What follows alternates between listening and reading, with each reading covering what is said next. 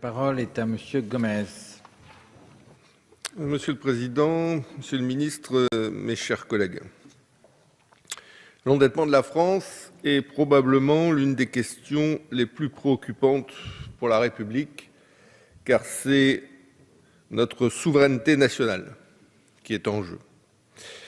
Les crédits de cette mission arrivent, cela a été dit, en troisième position du budget de l'État, devant des budgets aussi essentiels que ceux de la défense, de la recherche et de l'enseignement scolaire, du travail ou encore de l'écologie. La dette française a battu tous les records à partir de la crise économique et financière de 2008. Elle a ensuite continué à augmenter chaque année dans des proportions préoccupantes, malgré des taux d'intérêt très bas, les plus bas du demi-siècle écoulé. Rappelons que la dette publique de la France représentait 65% du PIB il y a 10 ans, contre 96% cette année. Dans ses 60 engagements de campagne, le candidat François Hollande s'engageait à ce que l'endettement de la France soit maîtrisé à la fin du mandat à hauteur de 80% du PIB. Selon le gouvernement lui-même, la dette serait encore de 96% du PIB l'année prochaine. Cette prévision, éloignée de la promesse présidentielle, est probablement encore loin de la réalité. La dette devrait dépasser bel et bien les 100% du PIB à la fin du quinquennat. En effet, comme cela a été également souligné, le mécanisme des primes d'émission est utilisé afin de faire baisser la dette pour l'exercice en cours, ce qui, bien sûr, ne manque pas d'aggraver son poids pour les exercices à venir. En utilisant cet artifice, selon nous, le gouvernement a dissimulé environ 95 milliards d'euros de dette depuis 2012, qui pèseront, bien sûr, sur les années futures.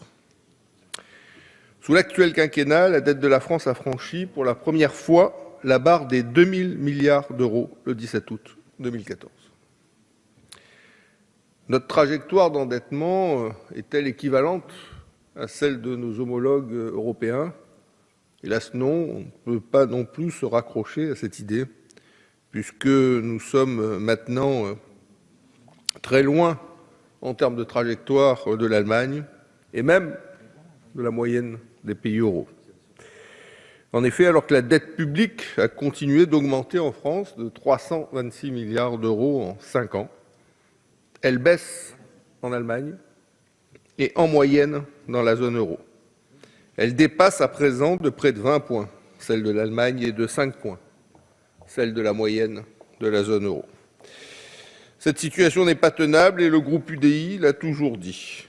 Mettre fin à la spirale de l'endettement est vital pour notre pays et vital pour les générations futures. Cela répond à 3 impératifs qui devraient tous nous réunir et transcender les clivages politiques.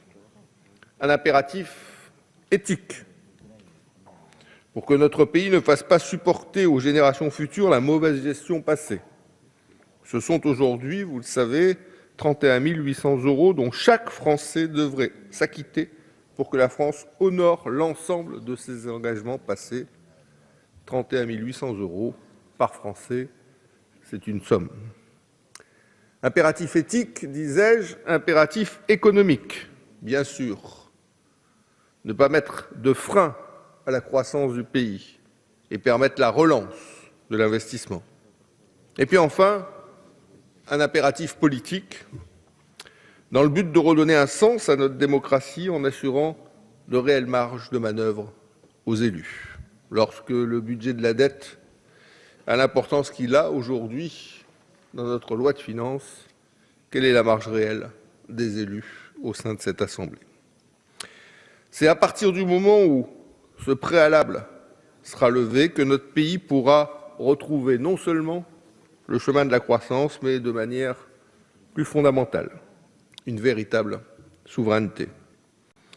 Le président de la Cour des comptes Didier Migaud l'a dit, et il est bon de le rappeler, je le cite, « Aussi longtemps que notre pays aura une dette élevée, il se situera dans une zone dangereuse. Le risque d'emballement de la dette n'est pas que théorique. » C'est pourquoi les députés du groupe UDI ne peuvent soutenir ce budget. Merci.